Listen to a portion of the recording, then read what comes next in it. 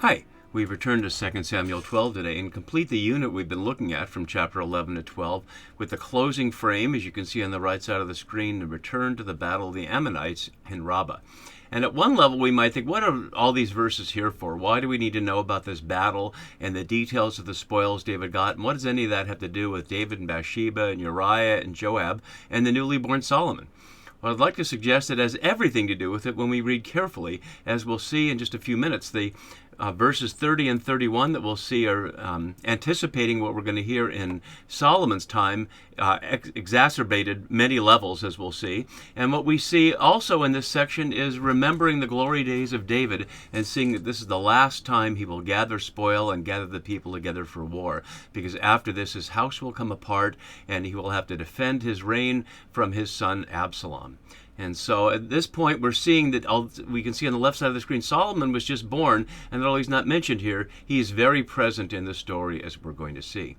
So as we look at our keywords, I changed this chart here once again, as I often do with the keywords when I go into the depth of the passages and see more, because here, although it's translated as took, as you can see on the left side of the screen a number of times, it's actually not the usual word for took that we see translated throughout as took. Here in orange, what kings do, back to 1 Samuel 8, take. This is translated here as took, but it's more accurate to say captured, and so I rendered it that way here to see that's the theme right as this starts. And again, this is the last opportunity, and Joab's calling upon David to wake up and be king again. We'll anticipate his doing that again with the Absalom situation. So in many ways, Joab is in charge here, and he's got to get David to take the crown, literally. So let's look at our passage, and we'll see how it echoes both what we've seen and what is to come. So, as Falkman notes below, given the absence of a time note in the period of two pregnancies, this scene must be a flashback, structured to make the Ammonite War the frame of 2 Samuel 10 to 12. But is that so? We can see it that way, and a number of scholars do, but it doesn't have to be that way at all. We can see it as a continuation of the war.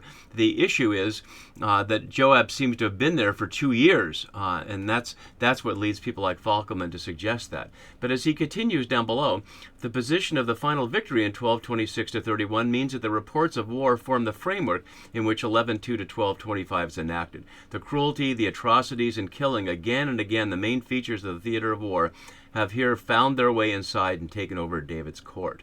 And that's my main point here, is that the cruelty is described in detail, and it will present David, interestingly, as Pharaoh for those who can hear the Exodus story. So let's continue and see that. So meanwhile, Joab is fighting against the Ammonites, and we don't know whether he's been there all along or is just continuing after the death of Uriah, obviously. The Ammonites will next be when it's the question of Absalom in chapter 17, and then finally in the summary in chapter 23. And it says Joab took here, captured the royal city. And the word for captured, as I noted here, calls us back to previous situations where David has done capturing. So first we can go back to 5:7 and hear this. Nevertheless, David captured the stronghold of Zion, which is now the city of David, of course indicating the core of Jerusalem.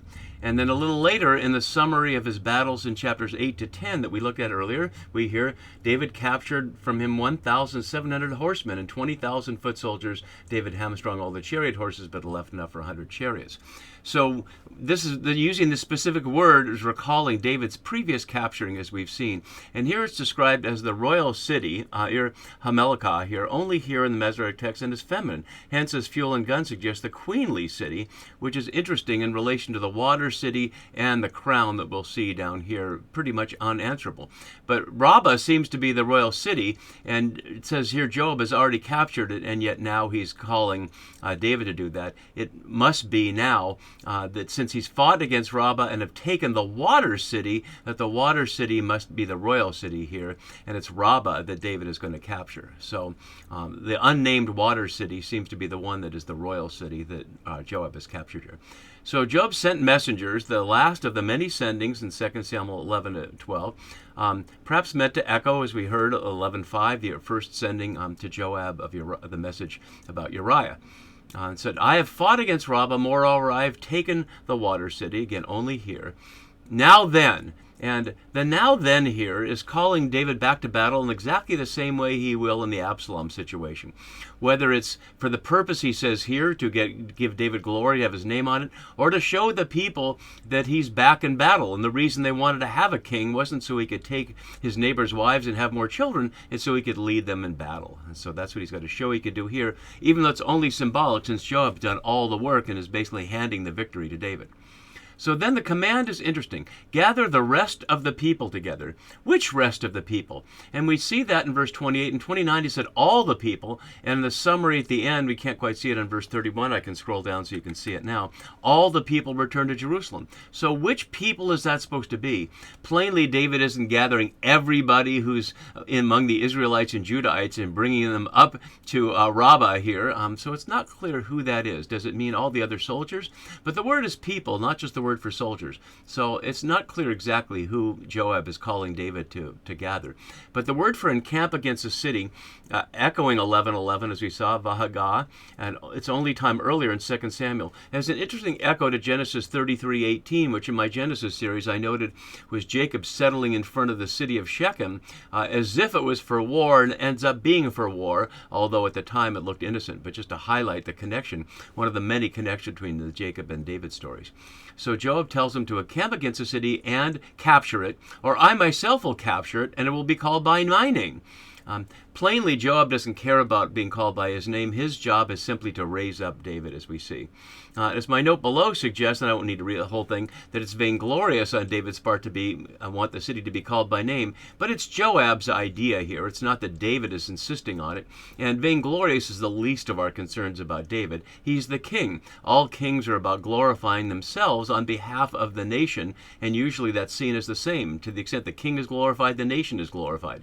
So it's not necessarily vainglorious just about David, but about the people as a whole. So David gathered all the people. Using a verb here for gathering is the last time David does this. We'll see in chapter 17 when Absalom is directed to gather all the people. And so, again, what are we supposed to picture here who all the people are? But on they go and fought against it and captured it. As if it was nothing. Apparently Joab set it all up, and all David has to do is the last stroke. But then when we get to verse 30 and 31, I'd like to show this is now looking forward. And I've highlighted the words here that are parallel to what we see in Kings describing Solomon. And as I note here, all the highlighted words are only here in 2 Samuel, and a number of them are rare anywhere else, although talent and gold is not that uncommon, nor is stone. But the description for precious stone and iron is common enough, but the picks and axes are not. And the brickworks are not, except in the Exodus, where they echo Pharaoh. So you can see here, I'll look at it here and then we'll look at it more closely on the left side. Talent of gold. David gets one talent of gold from the king's crown. But Hiram of the Phoenicians sends Solomon 120 talents of gold. And then later they import 420 talents of gold.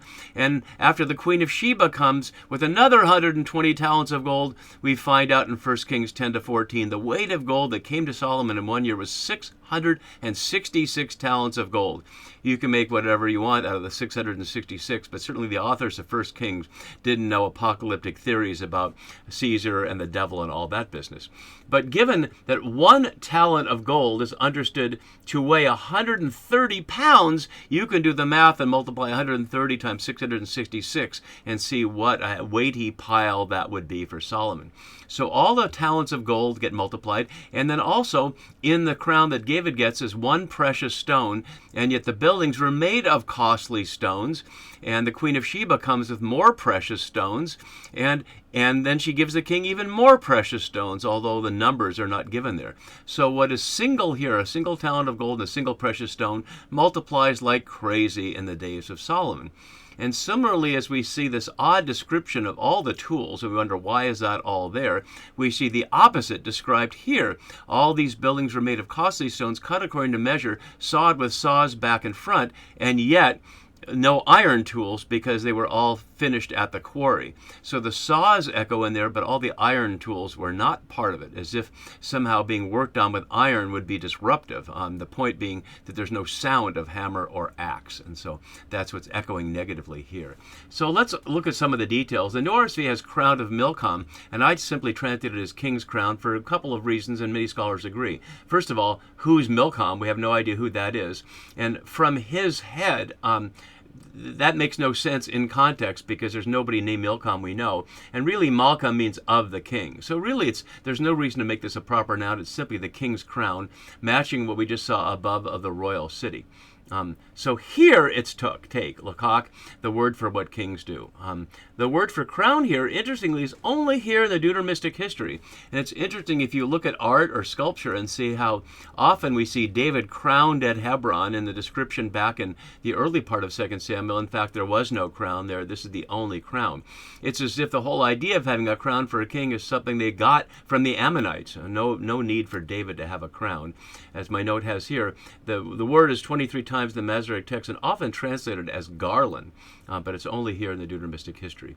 And took it from his head, so from the king's head, who I would suggest goes unnamed here. And we hear the weight of it was a talent of gold. This one says 75 to 95 pounds, but the Brown Driver Briggs lexicon said 129.97 pounds. I'm not sure about the precision of that, but either way, it's heavy. And in it was a precious stone. Stone is certainly common enough, but the word for yakar is only one other time in all of Samuel. It's 36 times in the Masoretic text and 7 times in Kings, and all in relation to Solomon, hence what we see over here. And it was placed on David's head. The only time a crown is placed on David. Note the passive voice. We don't hear who's placing the crown. You would think it might be Joab as an official act, but we don't hear that. He also brought forth the spoil of the city, Shalal, recalling Saul negatively, where Samuel is angry when he gathered spoil because the people insisted on it, and he gets in trouble with Samuel for that. But David earlier, both at the end of 1 Samuel and you see here in the beginning of 2 Samuel, and then in the summary of the battles we saw in 8:12, and this is the last time. So that's the last thing, looking back, noting that this is the last spoil that David will get, and after this it will be going downhill immediately in the next chapter, as we'll see, when his son Amnon looks lustily after his half-sister Tamar, and it all goes bad there. And so here we see, as Graham Auld notes, it's far from clear whether this note is reporting forced labor or remembering 2 Samuel 8:2, gratuitous cruelty, because what they're basically doing is enslaving the people here. And if we look at Brick's work here, we hear it echoes to Pharaoh, and that's what we see down here. The Egyptians made their lives bitter with hard service in mortar and brick. And mortar and brick being certainly the symbol of Egyptian oppression, and that's what we see here. And otherwise, we don't see brickworks amongst the Israelites and the Judahites, although this is in the cities of the Ammonites, which frames it here.